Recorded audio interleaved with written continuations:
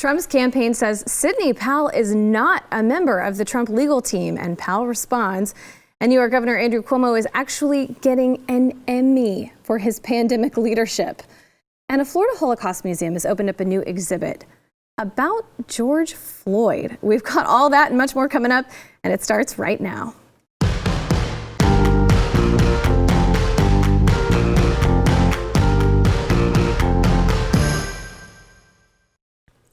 Welcome to the news and why it matters. I'm Hillary Kennedy, filling in for Sarah Gonzalez while she is out on maternity leave with her beautiful new baby. Boy, what a weekend. There was a lot that came out this weekend. We've got a ton to get to, which is why I've got the A-team here today. Jaco Booyens, the founder and president of Share Together and host of the Jaco Booyens Show. Thanks for being here. Good to be here with you two. And then we also have Elijah Schaefer, the host of Slightly Offensive here on BlazeTV. Thank you for being here. Thank you for inviting me. You said A-list, but we also have to bring the C-level comedy as well. Bad jokes today. I can guarantee bad jokes. We're all about the C-level comedy. Yeah, I like it. All right, so in the intro, I talked a little bit about this. The Trump campaign released a statement saying Sidney Powell is not a member of the Trump legal team. This shocked a lot of people, including me here at this table. So here's what they said, and this came from Jenna Ellis and Trump's personal attorney, Rudy Giuliani. They made the statement. It was shared on Twitter saying Sidney Powell is practicing law on her own. She is not a member of the Trump legal team. She is also not a lawyer for the president in his personal capacity. Now, they issued this just a few days after Powell appeared with Giuliani and Ellis at a press conference, kind of outlining their claims of voter fraud from the election. She came back out saying, you know, hopefully we're going to have something ready to file and it will be of biblical proportions. So a lot of people really excited because they, you know, we're hopeful that they have something to share. But Jaco, you have talked to Sidney and you've talked to people on Trump's team. So what do you make of the statement coming from his camp? Yeah, look, it's true. It's true. Jenna Ellis is chief legal counsel. Rudy Giuliani has always been with the president. Sidney herself said, no, I'm not. I agree. I'm not on the president's team officially, not hired by the campaign, but for the American people going after it. And I can tell you, I made a call this morning, and she's going to continue to go after it. She's going to continue for the American people to go and represent the American people. But I think Sidney herself, you know, publicly said, look, I'm not on the team. Jenna Ellis is an incredible lawyer. She is the president's personal chief legal counsel. Rudy Giuliani, we know. But there's another group. It's called the Amistad Project. And it's Phil Klein, former Attorney General. And Phil Klein is filing suit today and tomorrow and the next 3 days. And they're filing suit going after some interesting things. Not Dominion, Sidney Powell going Dominion route. Right? Of course, Jenna and Rudy Giuliani is going the route of obstruction of justice, obstruction of, you know, conservatives being able to watch at the polls. And then the Amistad Project is going after Zuckerberg. Because there's private money funded in this election. There's election officials that received private money from Zuckerberg through a corporation called CTCL that you need to look into, right? And there are judges that has received money from CTCL as it relates to the election. So 3 groups fighting for the American people. Jenna and Rudy, it's officially the president's team, and they're amazing. Know them personally. Sidney fighting like a dog on a bone, like she normally does. And so I think the confusion was her on stage with them. Mm-hmm. I think if they think about that, maybe in retrospect, maybe they do that a little differently, because it did, even for me that know them all, I thought, okay, they're officially now one team, you know, but they're all fighting for the American people. I just pray we all fight in the same direction. Yeah, no, I was going to say, I actually agree with you with the Zuckerberg thing, is that on one side, we're finding out that he gave all of this money to this project to help secure elections and clarify the results. And then it turns out that every one of those elections, it went to Democrats, and this kind of like, they had a bump in the amount of votes. Wherever you saw that money, there was like a massive spike in the turnout and everything towards Democrats, which looks like election meddling to some degree, especially with the fact that he's all about preventing voter fraud. But with Sidney Powell, I don't know why anybody is weirded out by this statement. I know Twitter, which is not real life, you know, everybody that's like a grifter or jumps on the train, one moment they hate Tucker, the next moment now they're defending Tucker for his criticisms of Sidney Powell. Everyone that was behind Sidney is now attacking her because of what? There was just a statement made, a professional statement, that just to clarify, her statements are her own statements. By the way, these are lawyers. It's very important that lawyers clarify who they represent or who's representing them. That's right. And these cases are volatile. And so, especially with Rudy, especially with what's going on with, even lawyers we're not seeing, when Sydney's making these claims, either she is absolutely insane, which is possible. The people make that criticism, or maybe she's telling the truth and she really does know something. But people have to realize that if Rudy and these people not distancing themselves, but clarifying, is not even a protection measure. It doesn't mean they're discrediting her or they don't believe her. Mm-hmm. It just means that, look, legally speaking, we can't mix these things up and the American people need to know this. And everyone acts surprised. It's like, why do you think that Sydney has been fundraising this entire time for her own group? Mm-hmm. She hasn't expensed the Trump campaign at all. She hasn't expensed Trump personally. She hasn't taken a single dollar from these people. All that she's coming out is saying is, yeah, that's true. But I think people want to twist this whatever the way they want to, because like it says on every social media website, there's no evidence whatsoever of fraud anywhere. People keep saying that there's no evidence. There's no evidence. Well, Sidney Powell says she has biblical proportions of this, and I think that it's smart for any lawyer to say, well, we're going to let her be. No, and sorry, if I could just say one thing, you're right, and it's just about three groups, which Amistad Project with Phil Klein, nobody's talking about, and they're going after it tooth and nail on their own, funded by themselves. Sydney has her team, and they're going after it. And I think it's just smart, because otherwise Jenna and Rudy would be asked questions about, hey, Dominion software, which is not the track they're on. Mm-hmm. That's Sydney. She's going after it. She, evidence of biblical proportions. But I can tell you, Phil Klein and his team has got epic evidence on Zuckerberg and on CTCL, which is also not a track Rudy and Jenna's going on. So we need all of it. Right. We need everybody to fight, but drawing the lines is not one disfranchising the other or discrediting the other. I'm with you, Elijah. It's just saying, hey, this is us. This is what we're doing. We're official with the president. These other two groups are fighting like crazy against, what looks like fraud. And maybe we should not just cry fraud, but we should ask the left to prove that you played by the rules. Come Philadelphia, come Pennsylvania, prove that you played by the rules, Right. No, I think you guys brought up a great point, because when you see the headlines saying, she's not a part of what they're doing, it was kind of shocking at first until you start doing the research and see what she's been working on, what they've been working on. So I think it was smart that they came out and made that distinction. So Sydney did respond. She released her own statement. She said, I understand today's press release. I will continue to represent we the people who had their votes for Trump and other Republicans stolen by massive fraud through Dominion and Smartmatic, and we will be filing suit soon. The chips will fall where they may, and we will defend the foundations of this great republic. She also added in a lengthier statement, I agree with the campaign statement that I'm not part of the campaign's legal team. So she's clarifying that without a doubt. I never signed a retainer agreement or sent the president or the campaign a bill for my expenses or fees. My intent has always been to expose all the fraud I could find. The evidence I'm compiling is overwhelming that this software tool was used to shift millions of votes from President Trump and other Republican candidates to Biden and other Democrat candidates. We're proceeding to prepare our lawsuit and file it this week. It will be epic. So you forgot the hashtag, the Kraken on steroids? Yeah, hashtag Kraken on steroids. Yeah, exactly. So it sounds like Powell is standing by her statements and agrees with the legal team. And it sounds like what you guys are saying, they just want to make sure everybody knows who's kind of working on what. Look, these things can coexist, right? One can go after Dominion, one can go after what happened at the counting stations, Rudy and Jenna, and obstruction, and then Phil Klein's team with Amistad can go after Zucker. These things can happen simultaneously and probably should.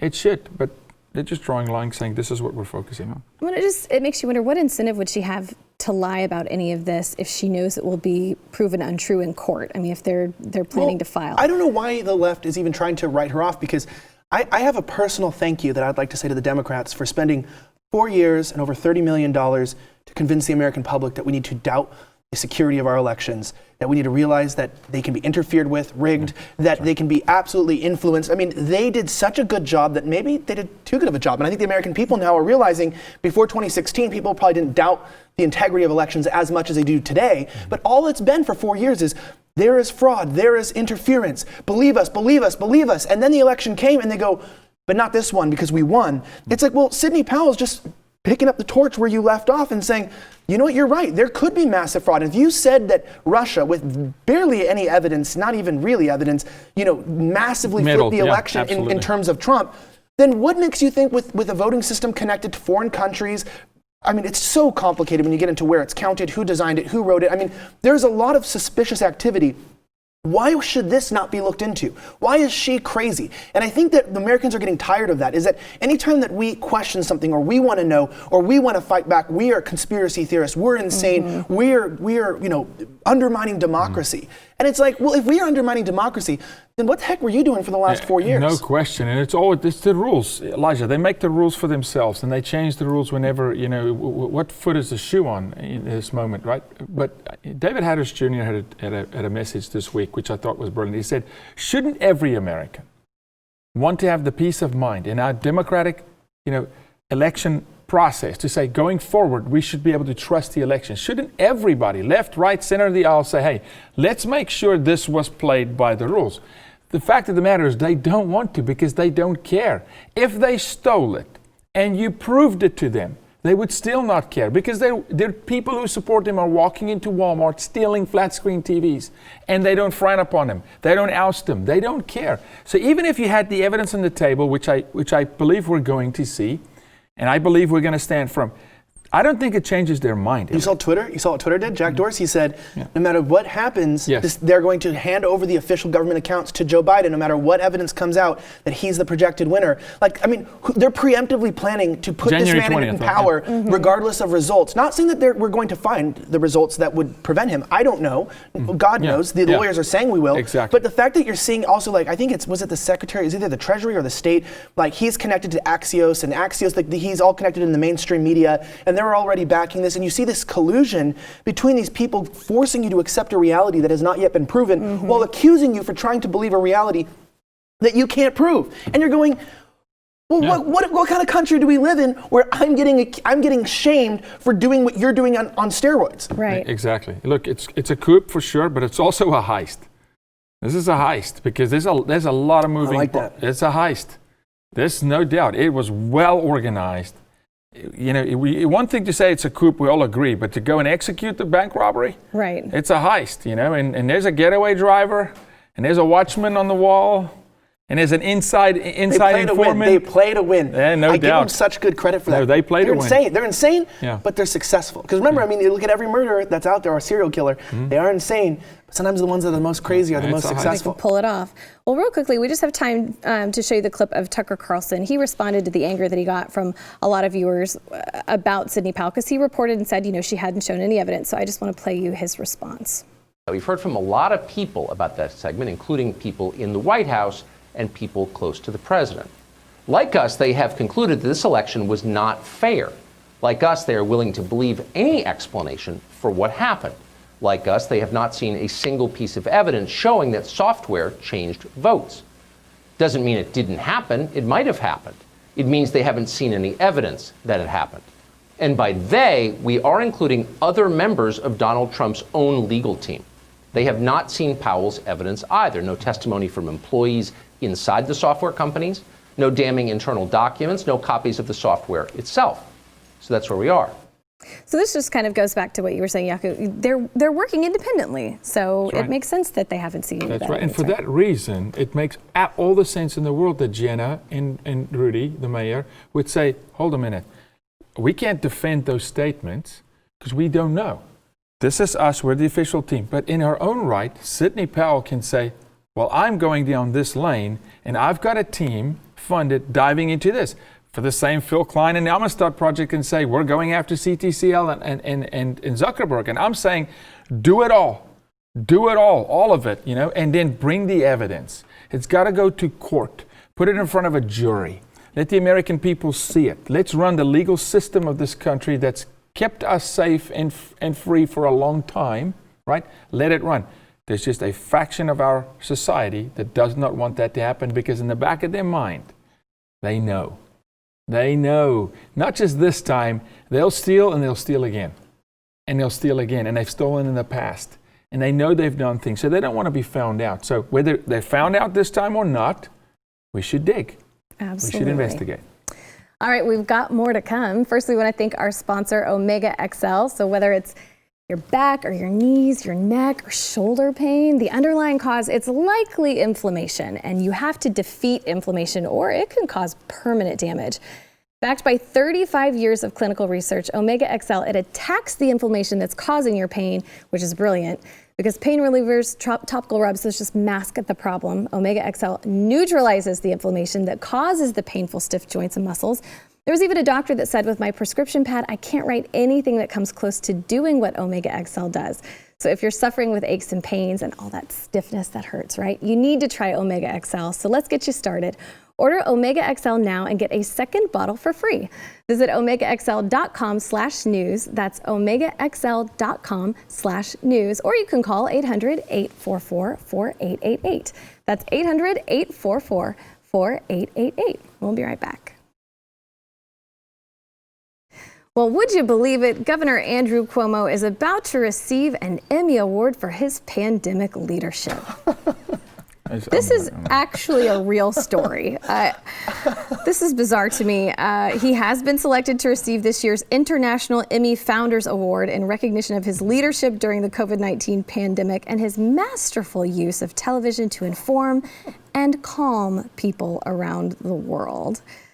The International Academy President and CEO, Bruce Paisner, he said the governor's 111 daily briefings worked so well because he effectively created television shows with characters, plot lines, and stories of success and failure. Exactly. People around the world tuned in to find out what was going on, and New York became a symbol of the determination to fight back.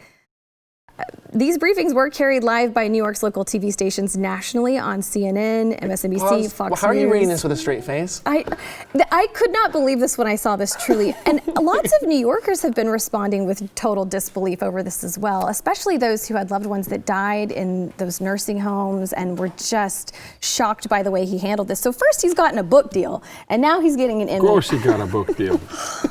I would love to know, because Elijah, I can tell you're just like, what in the world? It's okay. This is what I'm telling people. The World Economic Forum, right? These NGOs, these global organizations. There's a fight between populists and between global elites, people who have the interest of a country in and of themselves, people who are looking out for more, I would say, sinister plans or plans that are not in the interest of the people. They're open about this. They talk about this great reset that they're trying to do. They say their slogan for it is to build back better. They put somebody like Biden in, that's his slogan. He builds his entire thing. This is not a conspiracy theory. This is really the UN. These are their agendas and what they're doing. And then he says he's going to, build this country back better. Nobody realizes this is a global plan. Yeah. This has nothing to do with our country. Trudeau's putting it in Canada.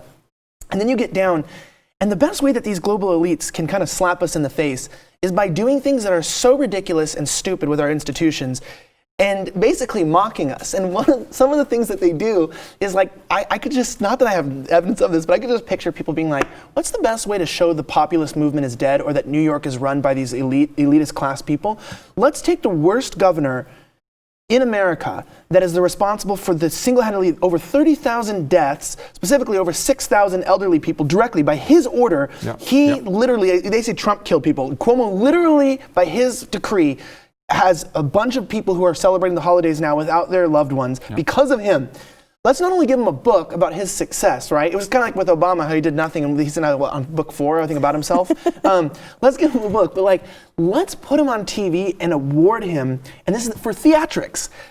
Let's literally admit that this guy is an actor, and this is absolute BS, and we're gonna award him in front of everybody for his behavior, showing if you are allegiant to what we want, if you do not act in the will of the people, not only will you be wealthy, a book deal's money, no one cares, it's money, but you're going to have fame. We're going to make sure you're remembered in the history books as a good guy. Elijah, this is the playbook, though. The sad part about it is it's real. It's theatrics. He did put on a TV show. It was most likely scripted. It was performance. He was performing. This is the same guy who the other day lost his you-know-what with a reporter, can't keep his cool, No, they're rewarding him for doing exactly what this is how corrupt the Academy Awards, the Emmys, the Grammys, this is how corrupt it is. They reward good downstream handlings. They reward those who play by the rules. This is how they elevate them. This is what the Illuminati does in the music business. Hey, we're going to give you a career, and when we call on you, this is what you're going to do. This is what you're going to say in public. This is what it is. They're being very serious. They're rewarding him because by their standards, he performed really well. Now, when we look with sanity, sanity and go, this guy is directly responsible for people dying. He shouldn't get a single award for nothing, right? But it's not the standards they measure by. They measure by the standard, when we told you to bark, doggy, you bark. They fail upwards. Exactly. I think there's that one journalist, I'm not going to try her name, but I know that she like plagiarized, she had all these problems, and then I know that she got, I think, a prestigious like teaching position at NYU afterwards after she got fired, because it's like she was doing something wrong, and then she got caught, and then she gets exposed, but then she still secures a job at a prestigious university. I wish we had that kind of safety net as being right wing, that we could totally make an error, which shows you that the errors and the corruption is actually by design, because you don't get rewarded for doing something stupid unless it was intentional and someone's like, we'll get your back. Plan. He's executing a game plan. It's like the mafia. 100%. Well, here's how he responded. He said, "It's flattering. I accept it on behalf of the people of this state. It's for the people of the state." Oh, yes. What New Yorkers did was really amazing. I wouldn't say a lot of New Yorkers feel the same way, though. Buffalo area business owners, they were defiant against his coronavirus-related restrictions on Friday. They told a local health inspector and the sheriff's deputies to show up. They showed up to enforce the restrictions because a lot of these business owners were meeting together trying to figure out, how do we keep our businesses alive under these horrible restrictions? They told the health inspector and the sheriff's deputies, get out, leave, and we have a clip of that. But some of these people actually work for their money, and they don't want to lose their livelihood. I've lost friends, I've lost family who've killed themselves. I've seen clients die because they've lost their livelihood. I'm sorry to hear that. I know you are, and I'm asking for you to guys have some compassion for the people that have lost everything. We do have compassion for people who Okay, have well, lost you need to go everything. have compassion out in the parking lot. But this is private property. This is private property.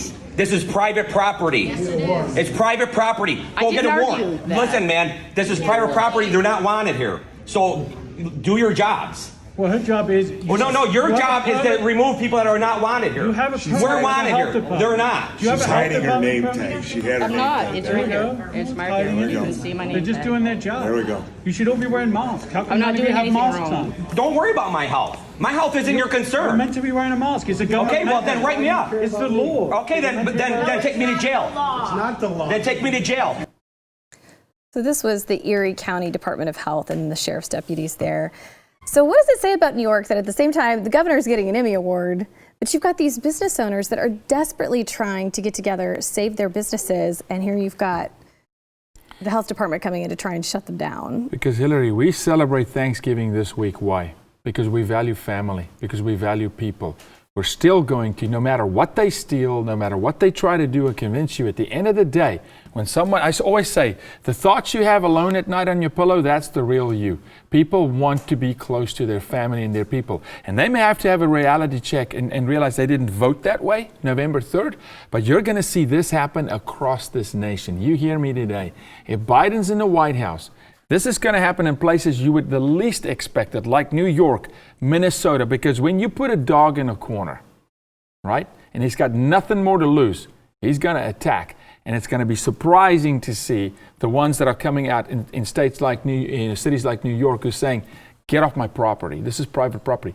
I salute that guy. This should happen across the nation. We should throw a block party this week and celebrate one another for Thanksgiving. You get all your family in one house, and please come knock on our doors. Please come on. Well, they were doing the same thing in Huntington Beach. They were fighting back against Governor Gavin Newsom's curfew, and I think we have some footage of that, but it's just really interesting that all these protesters, by the way, there were several protests that went on fighting back against coronavirus orders this weekend, all of which were peaceful.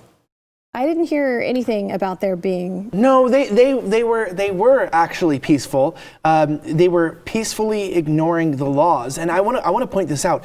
This is where you were saying about putting a dog in a corner that's so important. Is I've noticed a trend right now, specifically saying how Twitter's not real life. The narratives in the country are often derived from Twitter, unfortunately. But the narrative doesn't always match reality. And I know this because the day that Governor Abbott here in Texas gratefully said, we are not doing lockdowns. And he said that not because of partisanship, but because, speaking of science, because there is not evidence that the lockdowns and the shutdowns directly help things. Shutting down your whole state to stop coronavirus is like abolishing school to stop school shootings. Yeah, sure, you could stop school shootings, but now you don't have an education system. That's not the solution. Ultimately, the best solution to coronavirus is suicide, right? I mean, if everyone's dead, no one can catch it. And these are foolish recommendations. But what the media does is when someone like Abbott goes against the flow and says, I'm not shutting this down, I don't want to do this, we will look at other measures and ways to contain this, I don't know if we can. The first article on Google that popped up that day was like, Abbott to not close down state as 1 million cases surge, many Texans not happy. So I click on it, I'm going, that's not what I know. I'm not just talking about here, conservatives, right wing. I'm talking about people I talk to. Even my sister's a far left, my older sister here. And she's like, I'm grateful that we're not shutting down. I'm glad the schools are back open. So I'm going, I got to look at this. I go into the article and it says like, here's the people that disagree.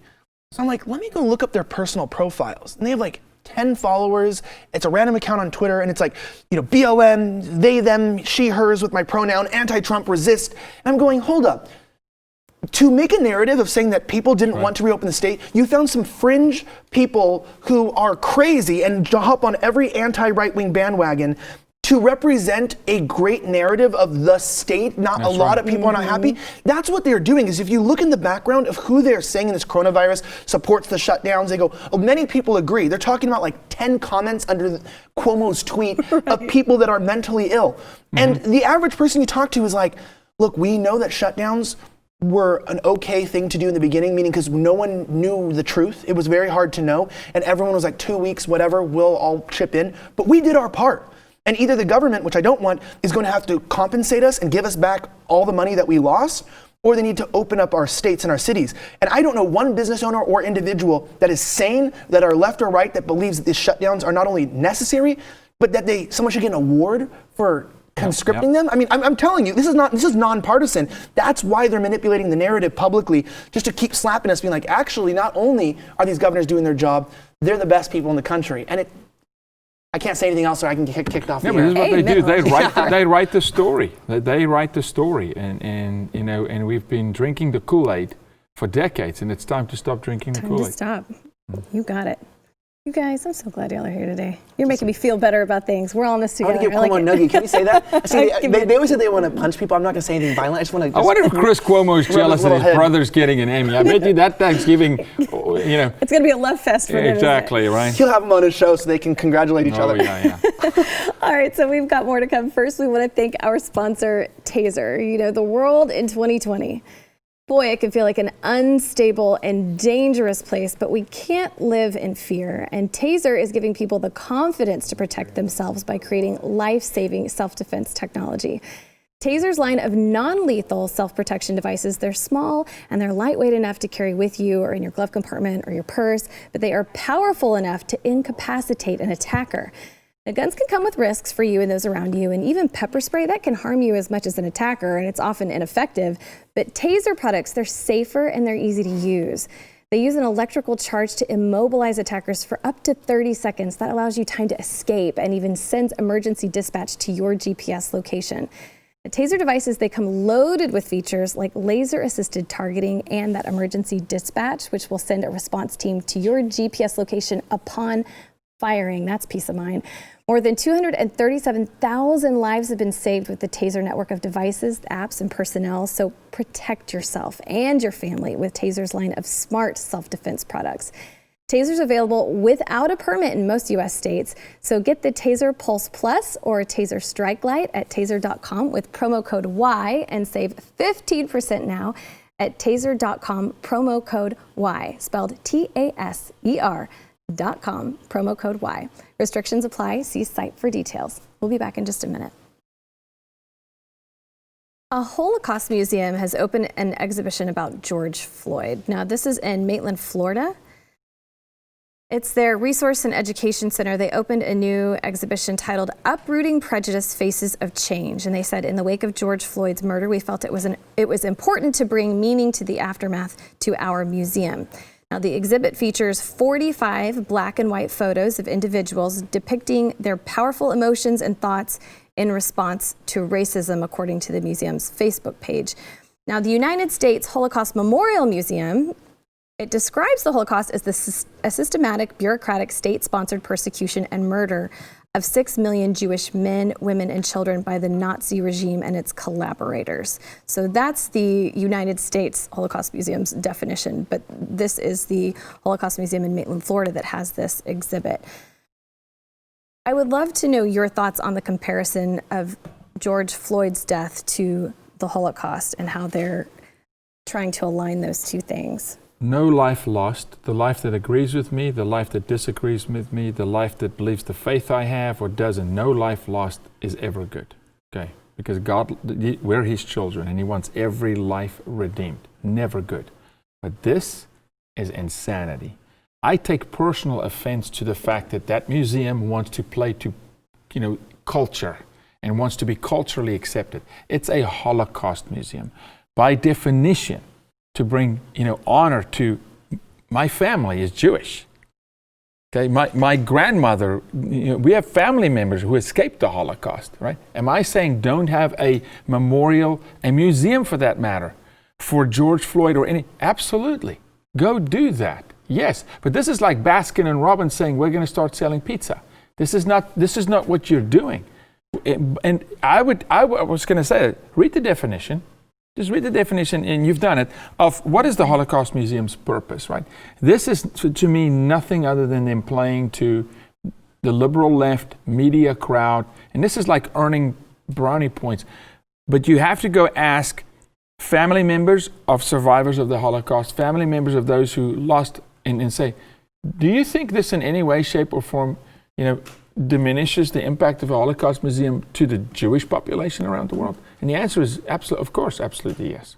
So I take problem with it. Mm-hmm. Yeah, I think one interesting thing is maybe because of COVID they have low numbers. I mean, I could look at this from three angles, right? They could have low numbers and they're looking to make a media hype and bring people in because people probably aren't going to museums right now. I would just guess. That's probably it's a good guess. But on the other hand, this also could defeat the purpose long term, because I think one thing universally that is bipartisan is that no matter who you are or what you believe, people agree that the Holocaust is a lesson to be learned. And they realize, even apart from the arguments of fascism, genocide, and specifically whether it's Armenian genocide or anything, this is just used as a monolith. This one specific to because we have images of it, go, guys, the way to solve political disputes is not to genocide an entire race of people. That's not what it is, and we can sympathize with this diaspora and understand a lot about the world and people and suffering from this.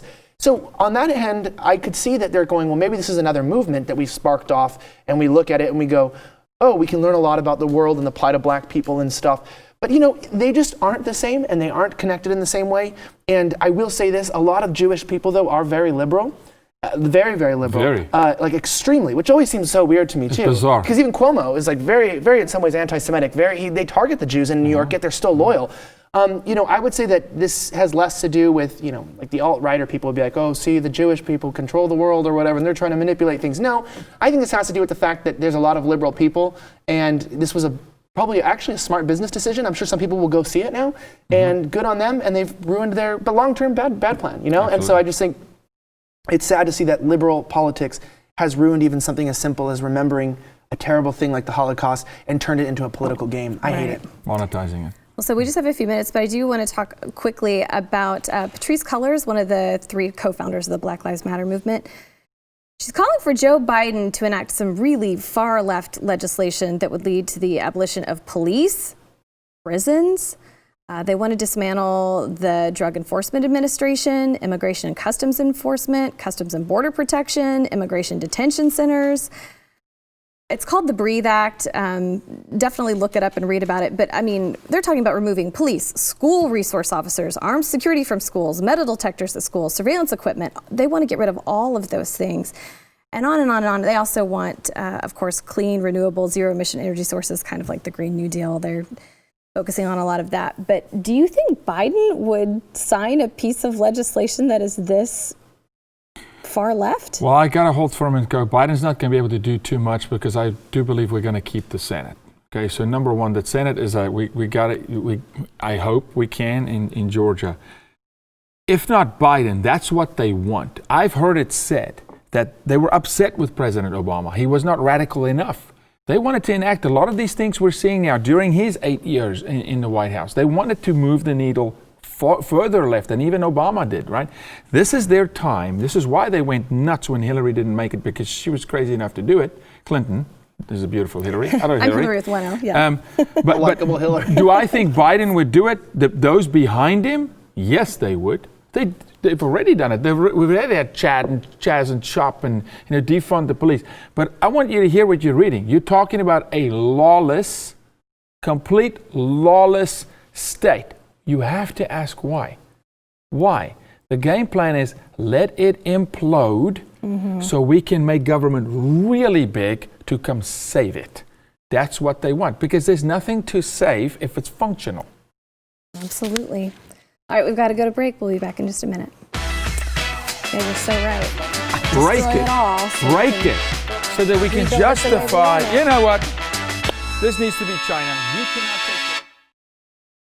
Kyle Rittenhouse, the 17-year-old who was accused of killing 2 people during a riot in Kenosha, Wisconsin, he was released from jail on Friday after paying a $2 million cash bond. So he is no longer in custody in the Kenosha County Jail. Now, he is accused, if you don't remember, of shooting and killing 2 protesters, Anthony Huber and Joseph Rosenbaum, and then injuring one other during the civil unrest back in August that was ignited by the shooting of Jacob Blake.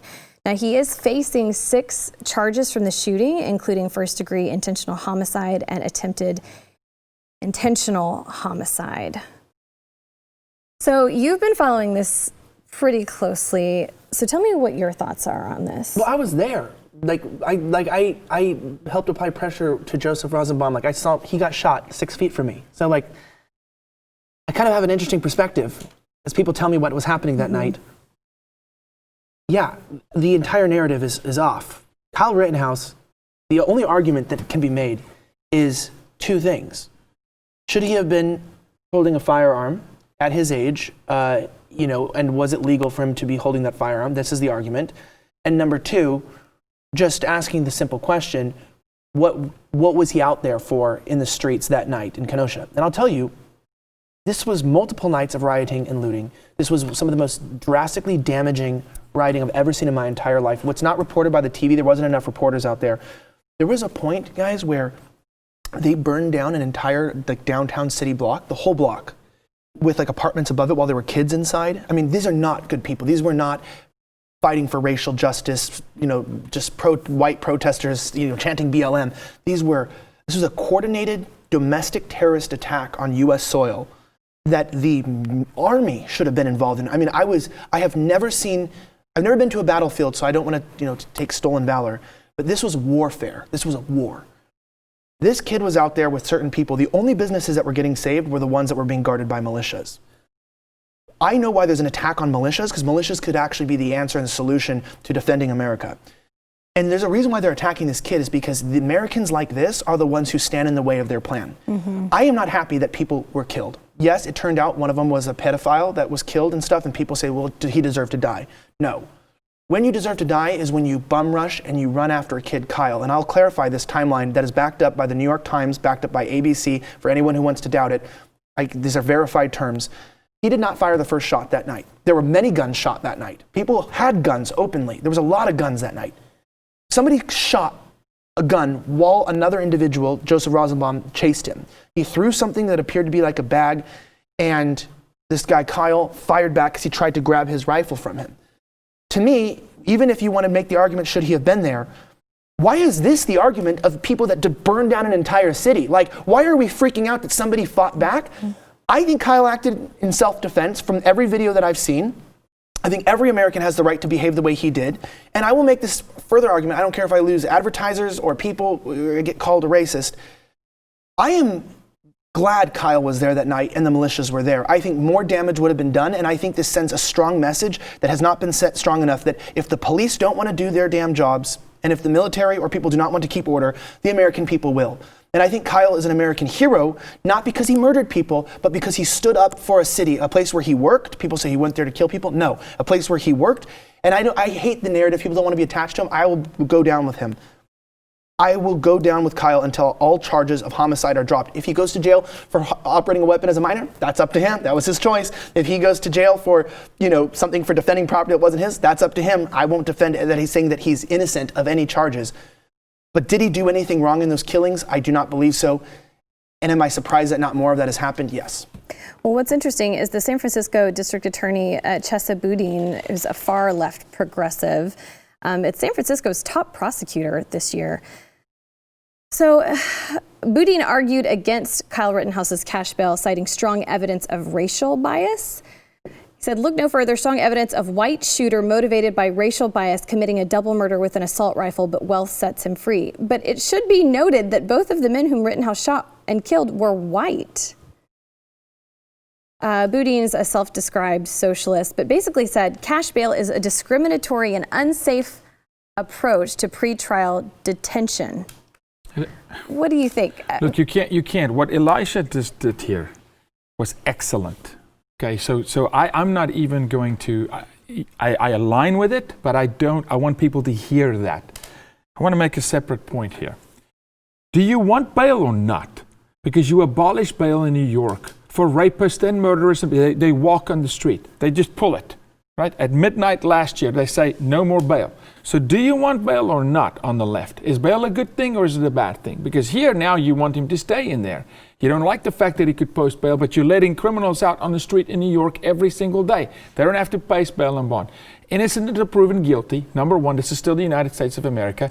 Americans are going to stand up, brother. They're going to do. You're going to see more of this. You're going to see Americans stand up. And this kid was defending property that wasn't his property. Which so should every single American. When something happens in your community that's not okay, that is against the law, setting a building on fire, a domestic terrorist attack with people in the building, every American should step up. You know, we should stop on the side of the road when a woman is struggling with a tire if she can't fix it, or a guy for that matter. Yes, you should step up when they burn your city down. We're going to see a lot more of this in this country. Can I just say real fast too? People say that he shouldn't have been there. Why was he in a city that wasn't his? When you're talking about Antioch, Illinois, and where he was in Kenosha, Wisconsin, that's like me living in Fort Worth being like, you shouldn't go to defend Dallas. It's like, this is like within 30, 40 minutes. Like you can work in the cities. Like I live 40 minutes from the studio. So I shouldn't come help the studio if it's on fire or we have a financial problem because he crossed state boundaries. No, he didn't go from New York. He just like drove down the street. So give up your BS. You made a point. Yeah, of course this is a talking point. We can't, lives are lost, but nobody is talking about what they did there that night. Nobody. I've heard nobody say what you just said. They were terrorists. Okay. What people don't understand, and I want to bring this up because this is such a hot topic right now, even with Kyle, he's like trending online again, he's back out.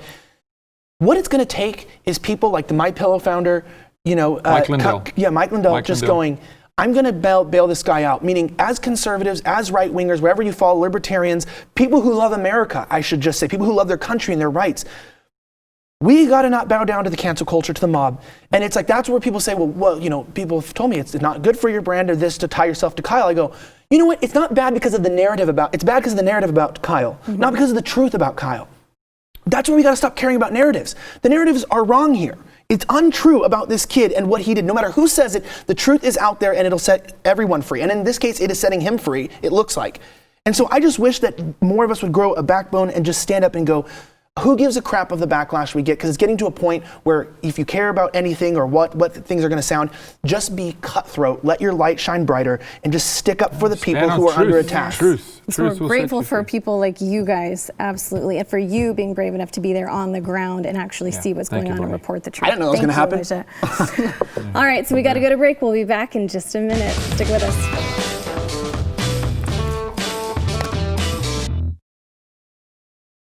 Friday, we asked you, are you confident Rudy Giuliani can prove voter fraud? 66% of you said, yes. I like your optimism there. Today's question, do you think President Trump still has a chance to win the 2020 election in court? Yes. Yes. I say yes, too. We're going to leave it on a positive note. Have a great day, everybody. We'll see you tomorrow.